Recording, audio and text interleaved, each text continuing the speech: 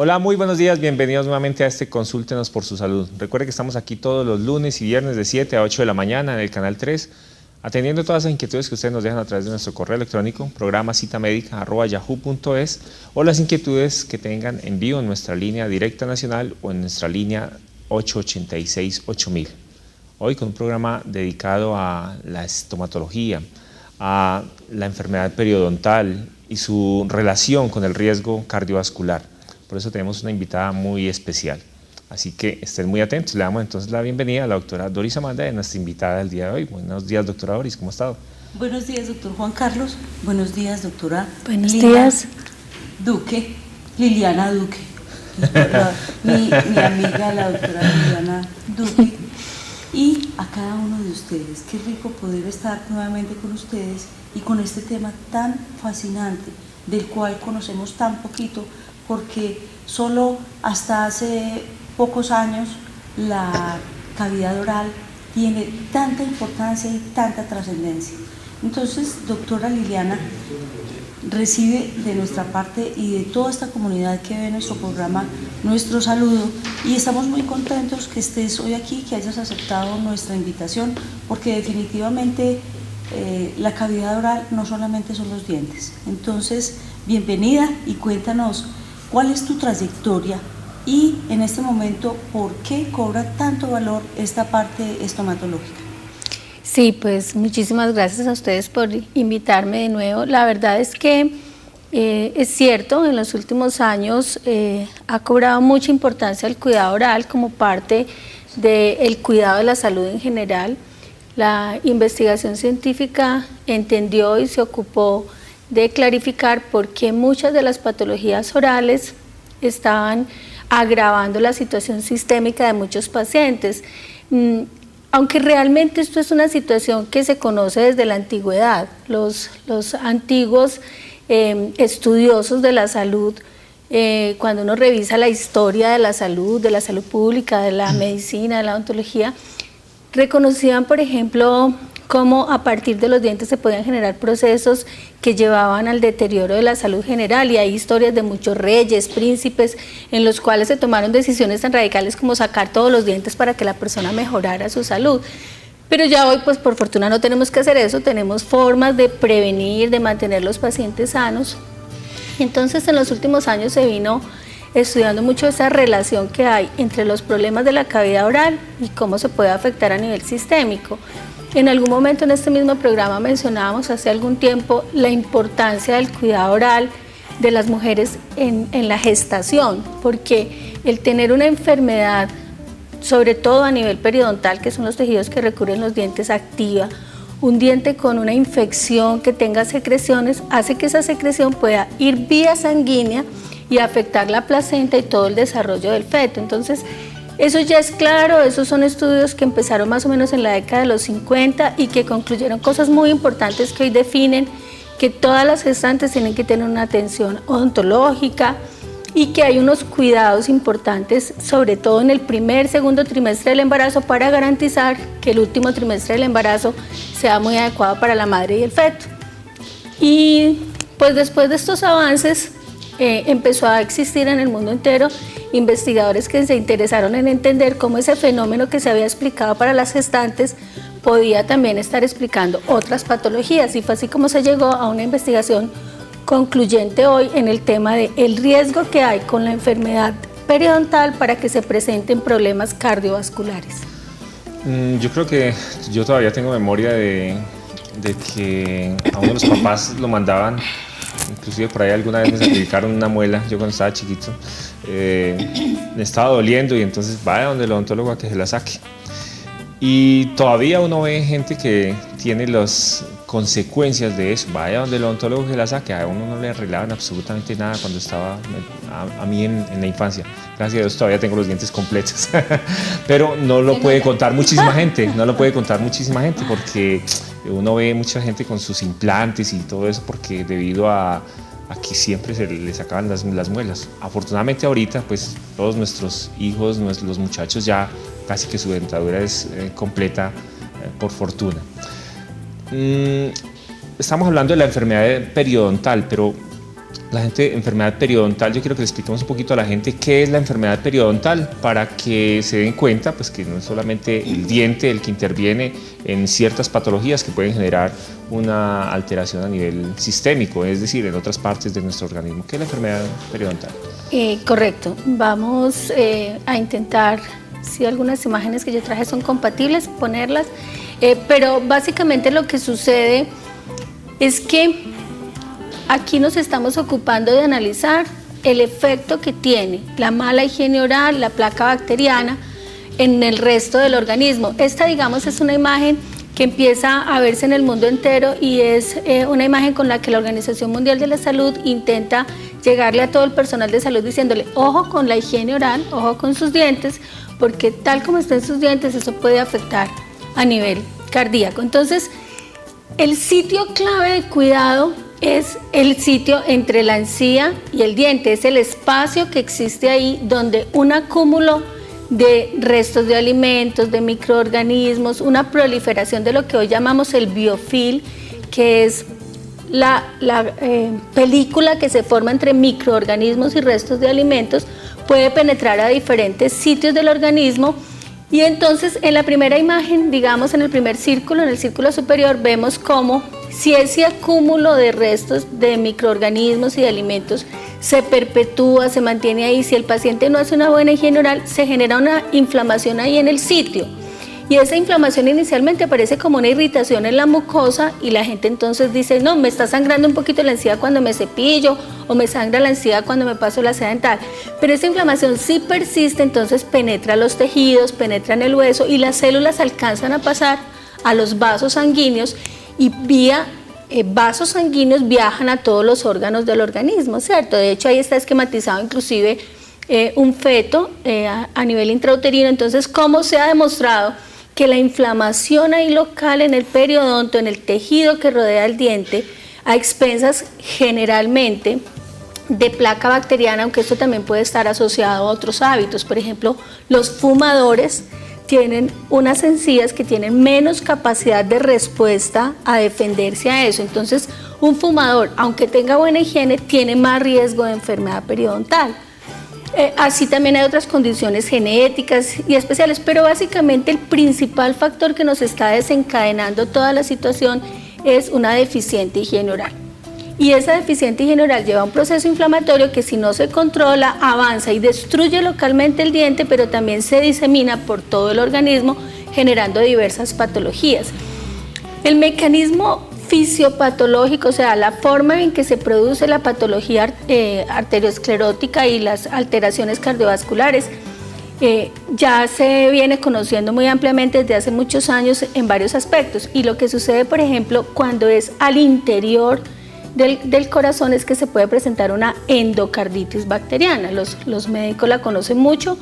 La causa de la endocarditis, o sea, la inflamación interna de las paredes del corazón, no es únicamente la situación dental, es una de ellas y desafortunadamente pues puede ser muy desconocida. Entonces nos preocupa mucho y nos ocupa formar a la gente en eso. Entonces el tema es que si una persona tiene alguna situación cardíaca de riesgo, y los cardiólogos son muy cuidadosos en esto cuando diagnostican en un paciente un problema valvular, una situación que ponga en riesgo, siempre le dicen al paciente, ojo, cuando vaya donde su odontólogo tiene que decirle eso para que el odontólogo tome las precauciones. Y las precauciones son medicarle antibióticos previos a una atención que sea invasiva para poder garantizar que si pasan células a la sangre, esas células no se vayan a quedar depositadas en las paredes del corazón. Entonces, ese es un mecanismo que conocemos, en el que hemos trabajado, aunque sigue existiendo mucha endocarditis subclínica. Ustedes pueden tener eso mucho más claro que nosotros, pero esos protocolos están ya muy claros. Ahora, lo que es más reciente, lo que surge más o menos en la década del 95, el año 2000, y que en la última década nos ha ocupado muchísimo, es entender cómo a veces esa situación, a partir de la inflamación periodontal, puede llegar a producir ateroesclerosis, a aumentar los ateromas en otras zonas del organismo. Entonces, hace unos años, cuando yo estaba en la universidad en el pregrado, eso no se mencionaba, ¿cierto? Pensar en la posibilidad que una enfermedad periodontal fuera causante de un ateroma a nivel cerebral o un ateroma en otros órganos, no, sabíamos que existía el riesgo a nivel cardíaco con endocarditis bacteriana, pero hoy la investigación es concluyente. Un microorganismo o específicamente los lipopolisacáridos, que son sustancias que se producen como resultado de esa interacción inflamatoria, pueden llegar a zonas de la parte íntima de los vasos, a la capa íntima, y penetrar en lo que se llama el subendotelio por debajo de esas células y aumentar las placas ateromatosas. Entonces hoy en el mundo entero se reconoce la enfermedad periodontal como una condición que pone en riesgo a un paciente por enfermedad cardiovascular. Ahora, los riesgos de enfermedad cardiovascular los médicos nos los han enseñado toda la vida, ¿cierto? El sedentarismo, la dieta, toda esa cantidad de factores. Pero es bien importante que tengamos en cuenta que hay que sumarle el riesgo por la parte de enfermedad periodontal. Sí, eso no lo mencionan mucho. En los otros libros de medicina no mencionan mucho, sí, pues así como un factor de riesgo importante de riesgo cardiovascular. Uno casi siempre lee el tema y lee otros factores, pero no toda la parte dental, periodontal. Definitivamente este es un consenso muy reciente, incluso en los protocolos mundiales, hasta donde conocemos hoy que hemos estado haciendo una revisión exhaustiva. Muchos sabemos pues que en Manizales hay un trabajo intenso desde el año pasado y que se va a fortalecer en los próximos años en el tema de un modelo de atención en prevención cardiovascular, que eso lo está liderando la Secretaría de Salud, y se ha hecho una revisión exhaustiva, hemos tenido unas mesas de trabajo y digamos en el mundo hoy que conozcamos solamente la Sociedad Europea de Cardiología lo dice explícitamente, dentro de sus 10 factores de riesgo aparece como el tercer factor de riesgo para enfermedad cardiovascular establecido por los cardiólogos en Europa, la enfermedad periodontal, pero es un conocimiento ya de la investigación científica. Estamos viendo una imagen en donde una situación de irritación de toda la encía, el margen de la encía, está mostrándonos un sangrado, una tendencia al sangrado. Ahí se está explorando con un instrumento que nosotros en odontología usamos cotidianamente en la evaluación de nuestros pacientes, que se llama una sonda periodontal, donde medimos la profundidad en la cual esa sonda está penetrando entre el diente y la encía. Entonces, si recuerdan el esquema inicial, la idea es que la encía tiene que estar acompañando el diente en todo su contorno y eso no se puede perder esa relación estrecha que existe entre el hueso y la encía. Cuando esto se pierde, ¿qué pasa? Que la inflamación, los restos se va agravando, va profundizando y va causando una lesión mucho más intensa. ¿Cuánto debe tener esa profundidad?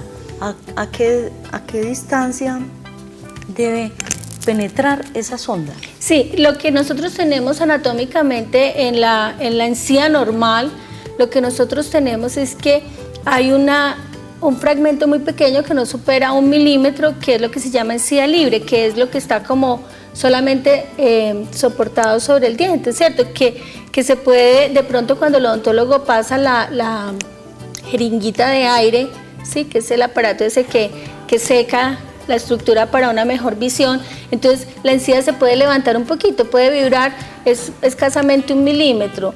En procesos inflamatorios no muy severos, digamos donde solo está afectada la encía, esa sonda puede penetrar ligeramente, pero porque la presión en el sitio lo libere. Pero en todo caso, si la sonda penetra más de 2 milímetros, es porque ya hay una destrucción de las fibras del ligamento periodontal, hay una inflamación activa. Y en todo caso hay que empezar a actuar sobre los factores que están causando la etiología de la situación y sobre todo garantizar que el paciente adquiera unas facilidades en la atención. Este esquema pienso que puede ser muy claro. Este esquema nos ayuda a entender cómo hay una relación anatómica normal en la primera imagen, el esquema sí lo muestra, y eso nos muestra en la parte inferior un aspecto clínico muy normal, ¿cierto? Una sonrisa normal, donde los límites de la encía son muy parejos en todas partes, pero en la medida en que va evolucionando la irritación y esa irritación se va volviendo más profunda con respecto a la raíz, pues entonces el aspecto clínico nos cambia. Entonces ya no es solo la encía engrosada, la encía enrojecida, la encía que empieza a sangrar, sino que incluso empiezan a aparecer situaciones como que los dientes cambian de posición, los dientes se empiezan como a torcer o a liberar, porque la raíz pierde su soporte estructural en el hueso y entonces ante las fuerzas de la masticación los dientes empiezan a abrirse espacios entre ellos, a tener problemas de movilidad. De hecho, lamentablemente, muchos pacientes que no son muy asiduos visitantes de la consulta odontológica terminan tomando la decisión de ir a consulta, porque es que yo veo que los dientes como que se me están desbaratando, ¿cierto? Sí. Se están abriendo espacios, se están moviendo y ya está demasiado avanzado. En todo caso, hay que recordarle a la gente que la evaluación odontológica periódica tiene unos mínimos. Entonces, por eso nuestro sistema de salud considera por lo menos una cita anual en la población adulta y una cita cada 6 meses en la población de más alto riesgo, gestantes y adolescentes jóvenes. Ahora, hay personas que necesitan muchas más citas y eso depende pues de la clasificación individual que se haga el paciente, pero lamentablemente tenemos usuarios que no hacen uso de su derecho de ir siquiera una vez al año a la consulta odontológica.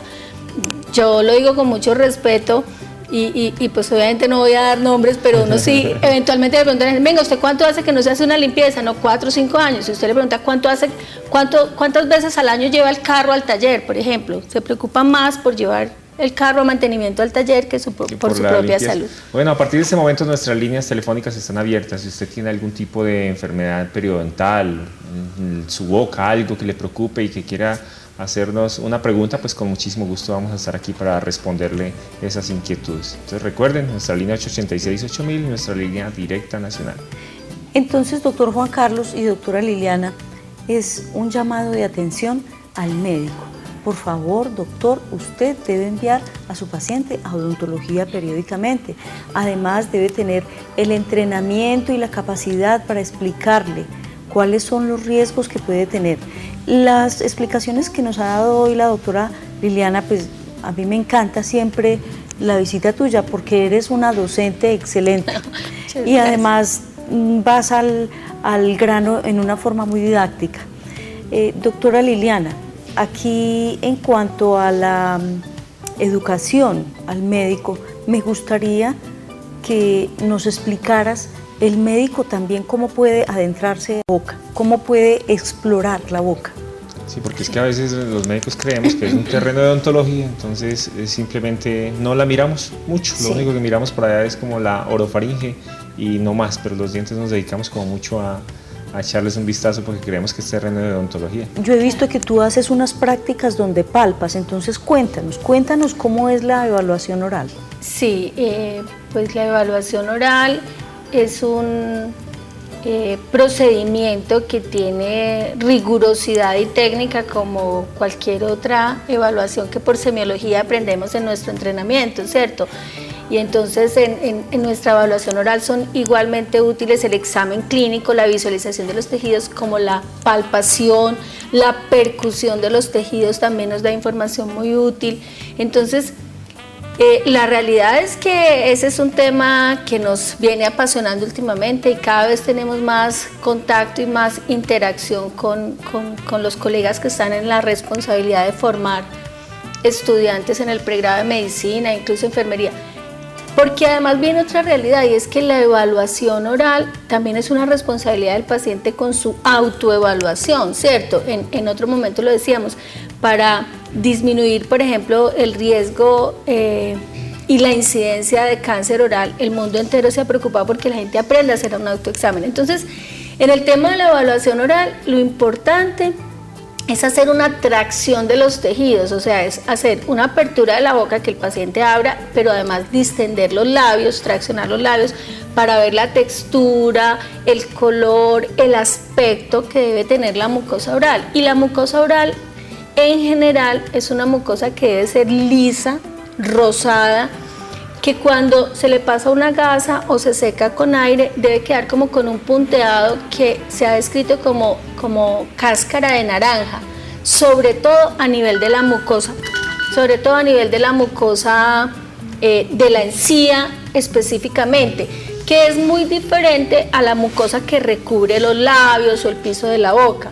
Hay otra mucosa que en la cavidad oral tiene un aspecto distinto y es la mucosa del dorso de la lengua, la parte superior de la lengua, que debe ser además y valga la pena mencionarlo e insistirlo, debe ser un sitio que además se debe friccionar y se debe lavar. Muchas personas piensan solo en lavar sus dientes y no recuerdan lavar la superficie del dorso de la lengua, y entonces las lenguas blancas o amarillas lo que están mostrando es un depósito y un acúmulo de detritus, de restos de comida, que pueden contribuir después de que la persona ya se ha lavado sus dientes y supuestamente quedó con los dientes muy bien lavados, a liberar sustancias que van a afectar no solo la parte del aliento, sino también que van a constituirse en sustancias que van a cambiar el pH de la saliva, o sea, la acidez de la saliva, y a irritar los tejidos.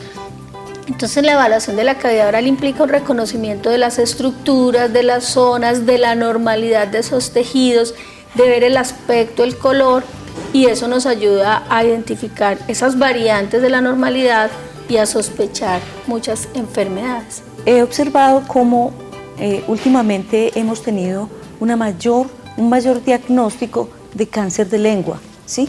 Y eso pues me llama la atención porque de pronto anteriormente se nos pasaba mucho el diagnóstico porque no examinábamos la lengua, ¿sí? Cuéntanos algo acerca de esta patología que se ha ido presentando de una forma incrementándose. Sí, bueno, incluso recientemente en la ciudad tuvimos la celebración de los 20 años del Comité de Cabeza y Cuello, del grupo que lidera el doctor Chala en la ciudad. Hicieron un evento majestuoso en el que tuvimos la oportunidad de enriquecernos todos con mucha información actualizada. Pues la situación ahí, lo que yo podría como aportar en este momento es que definitivamente hoy se sabe que estamos haciendo más diagnóstico de las patologías orales.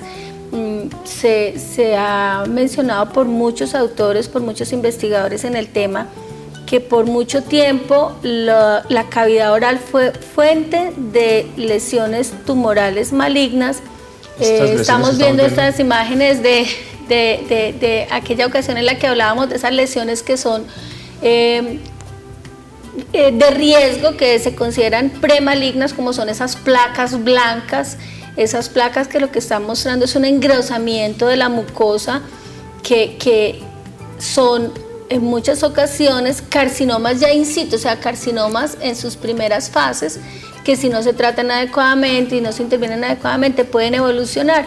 Entonces, sí se tiene claro que en el mundo entero el cáncer de cavidad oral ocupa un porcentaje menor con respecto a otros cánceres, pero que en realidad es mucho mayor de lo que se pensó en otros momentos, porque lo que pasó es que muchas veces al paciente se le diagnosticaba la metástasis ósea, pulmonar, en otros sitios, el paciente aparecía con adenopatías, pero no se le buscaba en la boca, entonces se consideraba un paciente con metástasis de lo que se llama un primario desconocido, no se conocía cuál era el origen, ¿cierto? Hoy la evaluación de la mucosa oral ocupa un lugar muy importante y se ha identificado como muchas de esas lesiones de primarios desconocidos en cabeza y cuello pueden estar directamente asociados justo es con la presencia de estas patologías de la cavidad oral.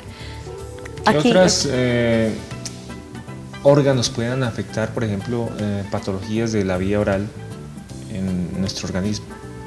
Sí, o sea, se ha mencionado mucho y se viene trabajando mucho en el hecho de que los pacientes con patología renal tienen unas condiciones en cuanto a su metabolismo que hacen que las glándulas y más específicamente la producción de saliva se modifique. Entonces al modificarse esa producción de saliva y la calidad de los elementos y de los minerales que tiene la saliva modifica la situación para el diente y para la mucosa, ¿cierto? Entonces si hay una relación como bidireccional, desde la boca se pueden presentar enfermedades sistémicas y a nivel sistémico se pueden presentar enfermedades a nivel de cavidad oral. En el paciente diabético, por ejemplo, se ha propuesto mucho que las situaciones de alteración del metabolismo de la glucosa puedan hacer que el paciente diabético tenga unas condiciones a nivel de la relación del diente y la encía desfavorables, ¿cierto? esto no quiere decir, y es muy importante que quede claro para todo el mundo, que por ser diabético entonces va a tener malos dientes. No, porque también se ha demostrado que si hay unas pautas de cuidado, el paciente puede compensar esa debilidad de los tejidos con un excelente cuidado, y pueden ser pacientes que cursen con una salud oral excelente, ¿cierto? Bueno, vamos a ir a un breve corte de comerciales y ya regresamos con este importante tema el día de hoy.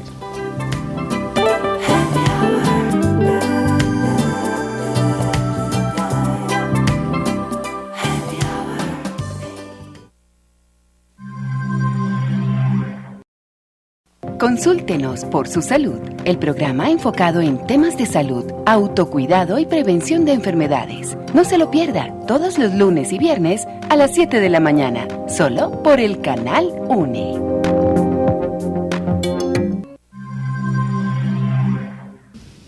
Estamos aquí en Consúltenos por su salud con la doctora Liliana Duque. Ella es odontóloga, quien nos está hablando hoy de la enfermedad periodontal y de su relación con los factores de riesgo cardiovascular. Tú tocabas aquí ahorita en comerciales de pronto un tema muy importante que me parece a mí, y es la manera como nosotros podemos comenzar a evitar todo este tipo de lesiones y enfermedades periodontales. ¿Dónde debe ser esa intervención? Pues porque uno cuando está niño, a los niños les da mucha pereza lavarse los dientes, hay que luchar usualmente mucho con eso, pero ¿cómo debe ser esta preparación en la niñez y en la adolescencia para que sus dientes estén en muy buen estado y todos sus tejidos periodontales? Sí, ese es otro aspecto en el que por fortuna la profesión odontológica ahora ha aprendido a integrar grupos de trabajo y a entender que tenemos una responsabilidad con la población muy grande, ¿cierto? No es quedarnos en nuestros consultorios esperando a que el paciente llegue con una patología para tratarlo, ¿no?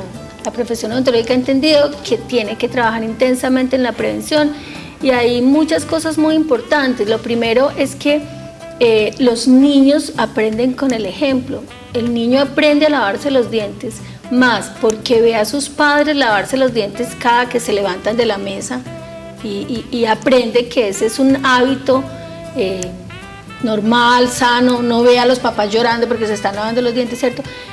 Y no necesariamente hay que coger el niño a la fuerza, una persona con pocas habilidades, porque los adultos no todos tenemos la habilidad de entrar a la cavidad del niño con un cepillo y no lastimarlo, ¿cierto? Es que el niño llora porque se defiende, el niño llora porque eso es maluco, además porque lo ponemos a lavarse los dientes en el momento en que está entretenido viendo la televisión. Entonces, hoy hay muchas pautas y nosotros venimos trabajando muy duro en que la mamá desde la gestación aprenda. Aquí en Manizales tenemos un programa muy lindo, y permítanme que haga ese paréntesis, que se llama Odontobebé, que fue montado y trabajado intensamente y que ya fue implementado el año pasado en la red pública, y que esperamos este año trasladar a muchas otras instituciones. Es una cosa muy bella del cuidado del niño en los primeros años, para que el niño aprenda que lavarse los dientes y tener la boca limpia es tan agradable como estar bonito, bien vestido, bien peinado, ¿cierto? Es que es un tema de educación. Y en todo caso, generar esos hábitos de higiene oral tienen que hacerse en la primera infancia, y repetirlo y fortalecerlo en la adolescencia, porque lo que tú dices es cierto. El tema de la enfermedad periodontal en niños, es claro que la naturaleza se defiende y los riesgos periodontales en la infancia son menos. Existen, ¿cierto? Es decir, si al niño lleva 3 meses sin lavarle los dientes, pasan cosas con la encía, eso pues no hay duda.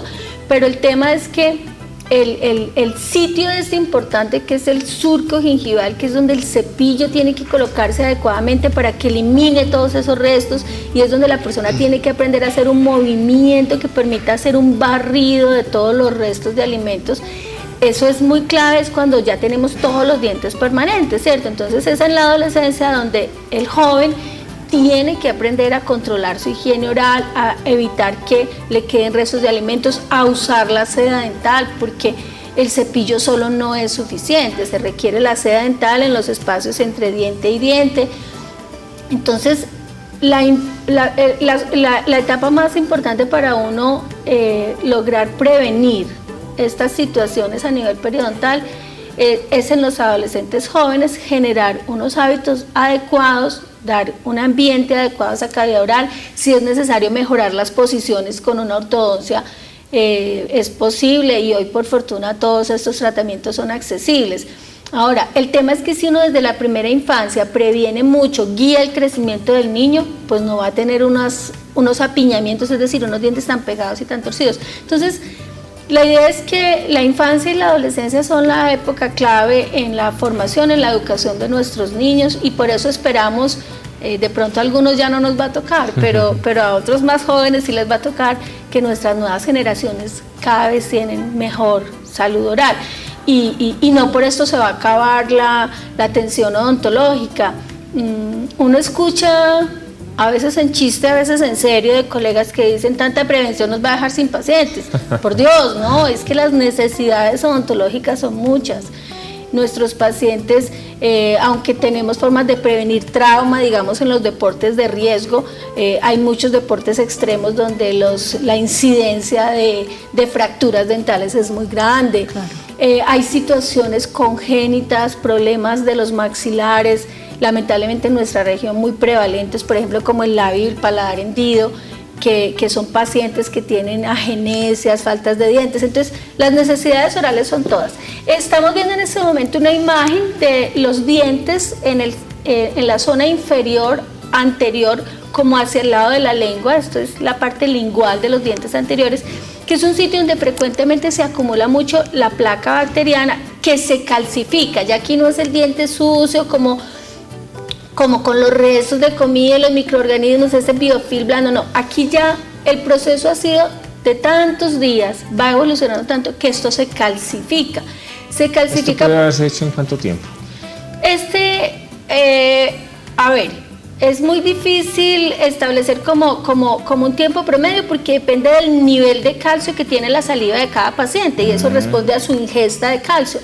Pero esto con seguridad sí tiene más de 3-4 semanas, ¿cierto? Entonces han sido periodos de 1 o 2 meses en los cuales el paciente no ha extremado su higiene, o muchas veces el paciente quiere hacerlo pero no tiene la habilidad para hacerlo, o el cepillo es demasiado grande para el espacio transversal, entonces uno tiene que hacerle adaptaciones al paciente para que no use el cepillo de una manera horizontal, sino que lo ponga vertical. Todo esto depende de la asesoría y el acompañamiento que le hace la persona responsable de su higiene oral. Y en todo caso, hay cosas que sí debemos decir y que la investigación reciente nos hace llamar la atención. Hay personas que tienen mucho temor al odontólogo, pero que son conscientes que tienen estos problemas de acúmulo permanente de cálculo, entonces van y se compran una pinza con la que se limpian, o personas que se limpian con un cuchillo, con una navaja, y tratan de eliminarse eso. Se elimina, por supuesto, pero se daña el tejido, ¿cierto? Entonces, la idea es que si uno logra establecer en el paciente una pauta adecuada de su higiene, esto cada vez se va a repetir menos. Es posible que haya algún acúmulo, porque es que el acúmulo en ciertos sitios, específicamente en esta parte lingual, es porque ahí muy cerca emergen la saliva en muy alta concentración de las glándulas submaxilares y sublinguales, entonces hay mucha concentración de calcio. Por eso es que el paciente tiene que ir mínimo una vez al año, y en algunos con mayor tiempo, para hacer limpieza con técnicas adecuadas, con fricción adecuada, porque así tenga muy buena higiene oral. El mantenimiento odontológico es importante, y esto lo hacemos o con higienistas, o con odontólogos generales, o con especialistas, de acuerdo a la condición individual de cada paciente. Doctora, pero es que es indiscutible una situación, y es que le tenemos temor al odontólogo, no solo por la palabra odontólogo, sino porque en muchas ocasiones encontramos personal que nos atiende de una forma brusca.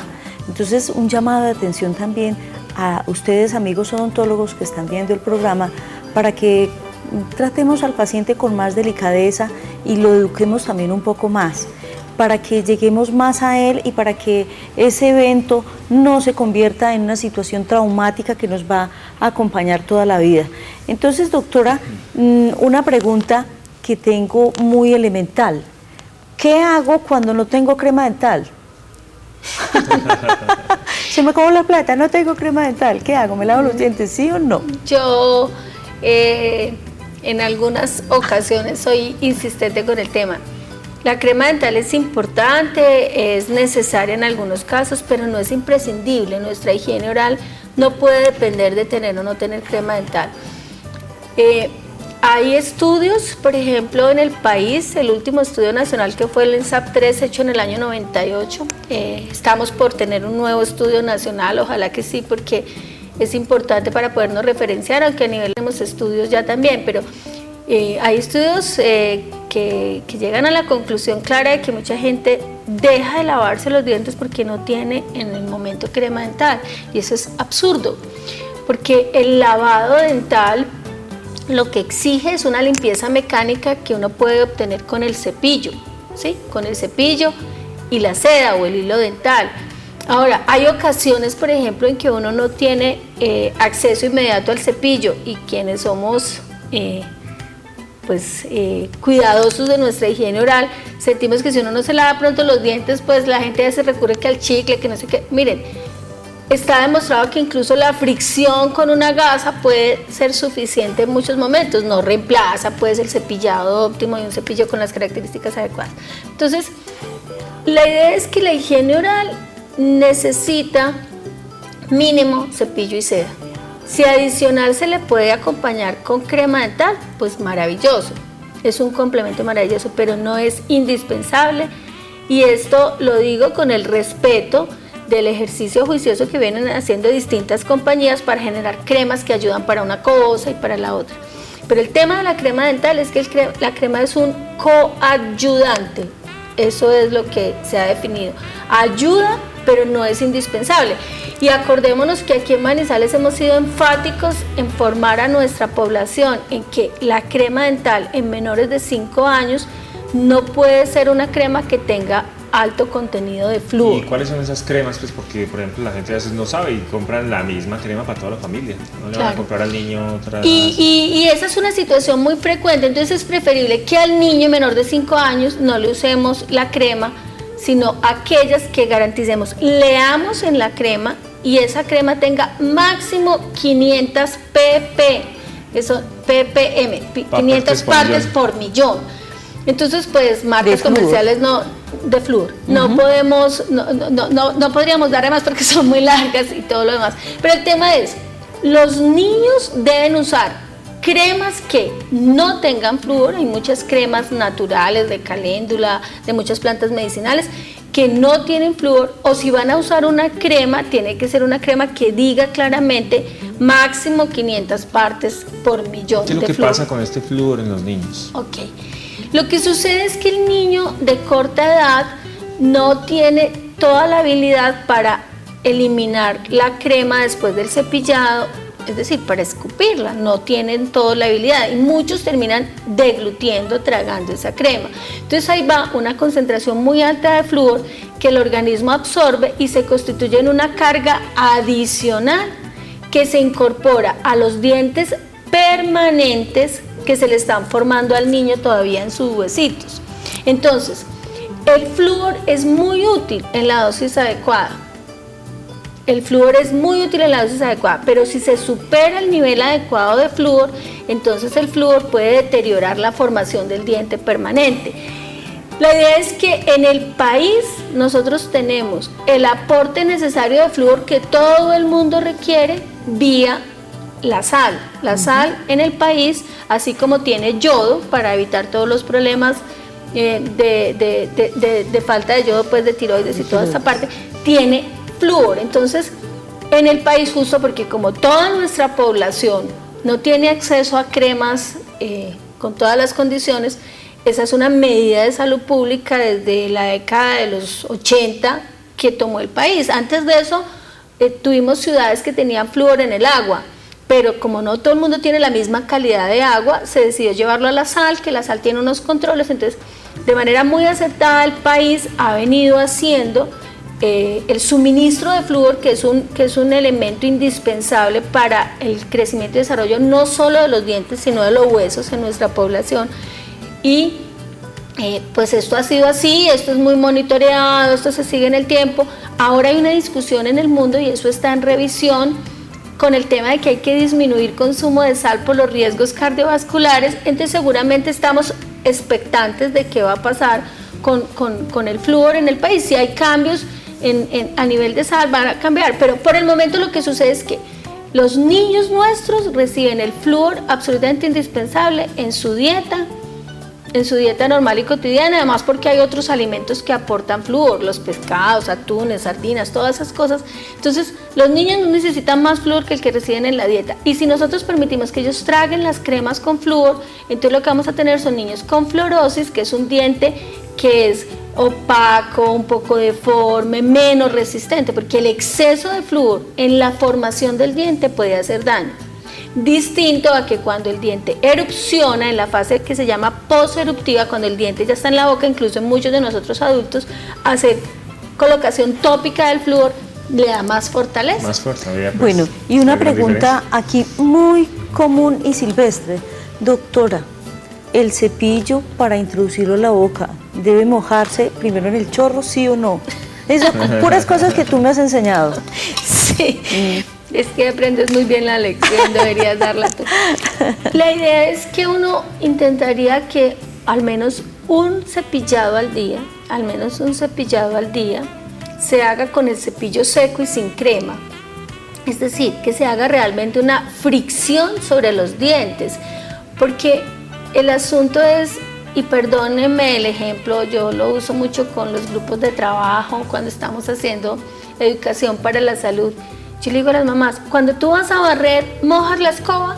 ¿Qué pasa si tú mojas la escoba? Se atrapan más los restos de comida y entonces se puede hacer un pantanero, en fin, ¿sí? Al menos un cepillado al día debe ser con el cepillo seco para uno lograr eliminar los restos y hacer un barrido mecánico, una fricción adecuada sobre el diente. Entonces, en ese sentido, muchas dicen, ay, pero es que sin crema. No, pues haga primero un pasoncito así y después échese la crema, ¿cierto? Pero siquiera cada 24 horas. ¿Por qué? Porque con eso uno ayuda mucho a eliminar los microorganismos más patógenos que se van acumulando a lo largo de las horas. Es decir, a ti no te da una caries en 5 minutos. Pero si tú no tienes una buena higiene oral y eso se va acumulando y después te lavas, pero ahí no te lavaste bien y después sí, se va acumulando y se van volviendo más patógenos los microorganismos, tanto para el diente como para el ahorrar crema. Yo he observado, por ejemplo, que X persona dice, yo siempre me paso la seda, y toman un pedacito de seda así. ¿Cómo debe ser de grande la seda? ¿Cómo debe ponerse en los dedos? Usted me hace unos exámenes muy difíciles, doctora. No, la idea es que en lo posible cada segmento de seda debe entrar a un sitio limpio, ¿sí? Entonces, pues si tú tienes todos los dientes, se calcula que requieres más o menos unos 45 centímetros de seda para que vayas pasando del lado limpio al lado. Si no va pasando la seda ya contaminada o sucia y inclusive a veces puede ser hasta más peligroso porque claro, ya viene contaminada de otro sitio y la puede introducir. Y en un sitio sano te lastima, la pones mal y entonces le metes microorganismos que traes de otro. Claro, entonces esa es la idea. La seda debe irla pasando al otro dedo. Tú vas acumulando el que vas usando y vas poniendo limpio en cada sitio. Hasta que el dedo esté negro. Ahora, yo espero que muchas casas comerciales que apoyan muchos de nuestros procesos en la ciudad no me escuchen, pero voy a decir algo, y es cierto, y eso es claro, que la seda tiene posibilidades de usarse nuevamente. O sea, tú usas la seda y si tú la lavas muy bien, esa seda te puede servir de nuevo. Es una forma de economizar en nuestros hogares. Pues si cada cual tiene la forma de dispensarla y tenerla bien sostenidita, con el protector del cepillo, que ojalá todo el mundo tenga el cepillo tapado, porque hay casas donde el cepillo está puesto en un sitio donde los aerosoles que se generan de la taza del baño pueden alcanzar el cepillo. Entonces, por eso es que mucha gente recomienda lavar el cepillo antes de usarlo. Pero ese lavado del cepillo antes de usarlo que da mucha seguridad para no llevar infecciones a la boca. Tiene esa situación que el cepillo blando y mojado tiene menos fricción mecánica que el cepillo seco. Me estaba haciendo acordar porque yo a veces voy a muchas casas por ahí a hacer consultas y entro en el baño a lavarse las manos y ve los cepillitos ahí, pues, y hay unos cepillos ya con las cerdas todas dobladas y enroscadas. ¿Cuándo se debe cambiar un cepillo? Yo creo que ese cepillo ya no hace despeinado. Sí, el cepillo, o sea, el cepillo cualquiera que la persona escoja, con el que se sienta cómodo o el que le hayan recomendado, pues en todo caso debe ser un cepillo que tenga las cerdas rectas, porque si el cepillo está despeinado, pues igual, no barre, es como una escoba vieja, no barre. Entonces, eso depende mucho de la calidad de la fibra del nylon, pero si le comienza a enroscar el cepillo ya, sí, entonces ya hay que cambiarlo. hay que cambiarlo porque empieza a no tener el efecto mecánico de barrido sobre el diente. En promedio se dice que los cepillos generalmente, si uno tiene un uso frecuente del cepillo, ¿cierto? Porque si lo tiene ahí de adorno y nunca lo usa, pues bueno. Pero un uso normal y frecuente del cepillo, más o menos vienen destinados para estarlo recambiando cada 4 meses. Doctora, o sea, 3 veces al año. Aquí, como ya estamos llegando al final de este programa, yo no me puedo ir sin hacerte una pregunta aquí en público. ¿Cómo es la situación oral del paciente que tiene relaciones orogenitales? Bueno, eso se sabía que no me la perdonaba. El tema del sexo oral es un tema que ha sido también ya muy estudiado. La realidad es que se reconoce que hay situaciones en donde la cavidad oral puede tener contaminación de algunas situaciones por las prácticas de sexo oral. Entonces se ha descrito la posibilidad de presentar y encontrar condilomas, el riesgo de infección por VIH. Entonces, pues aunque yo no soy autoridad en educación en sexualidad humana, ¿cierto? Lo que he aprendido de mis compañeros expertos en el tema es que se propone que con el sexo oral se tengan los cuidados de sexo seguro, ¿cierto? El uso de condones, de preservativos, porque muchas secreciones y muchas condiciones pueden afectar las características de la mucosa oral. Sí está descrito y de hecho hoy en el mundo entero en el tema de prevención de cáncer oral se habla muchísimo del riesgo de contaminación por VPH, que es el virus de papiloma humano. Entonces los mismos serotipos de virus de papiloma humano que están asociados al cáncer de cuello uterino están asociados a cáncer de cavidad oral. Una pregunta muy interesante, doctora Doris.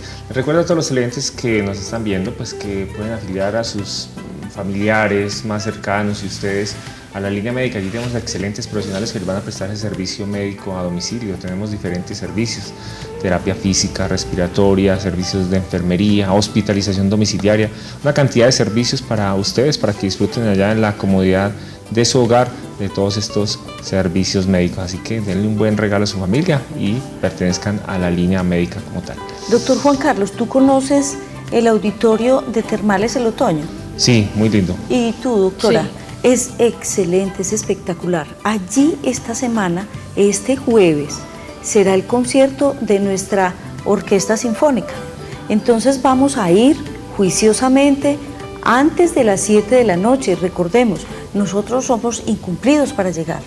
Entonces vamos a estar allí a las 6:30 de la tarde, faltando un cuarto para las 7 máximo, a que ocupemos nuestras sillas en una forma silenciosa, como debemos ser nosotros, personas muy cultas, como buenos manizaleños. Exacto, acompañar a nuestra orquesta sinfónica porque ella lo merece. Ese es el regalo que nosotros debemos darnos. A todos los universitarios que ven esta franja, también los invitamos, tanto a los que son de Manizales como a los que son foráneos. Conozcamos más a nuestra ciudad, acompañémosla y deleitémonos. Eso nos va a dar un fin de semana excelente, nos va a dar una calidad de vida maravillosa. Doctora Liliana, hoy me siento orgullosa de poder decir que somos amigas y que tú eres secuaz conmigo, porque te llamo y ahí mismo me respondes y me aclaras muchas dudas con los pacientes. Además, te agradezco en público porque muchos de los conocimientos que tengo a nivel oral los he obtenido de ti. Eres una mujer muy joven, pero nos hemos acompañado en la vida. Entonces, toda esa retroalimentación, yo creo que uno debería tener un amigo con el que pueda confiar y a quien le pueda consultar muchas cosas como lo hemos hecho. Entonces, a ustedes les agradecemos inmensamente la compañía. Doctora Liliana, te agradecemos muchísimo que nos hayas acompañado. Doctor Juan Carlos, te felicito porque esa empresa va excelente y a ustedes los esperamos el próximo viernes. Recuerden, Dorizamás de Henao, 310-3900-856 y mi correo dorisa3@hotmail.com. Una feliz semana llena de muchísimas cosas importantes para ustedes. Doctora Liliana, muchas gracias y nos vemos el próximo viernes. A ustedes muchas gracias.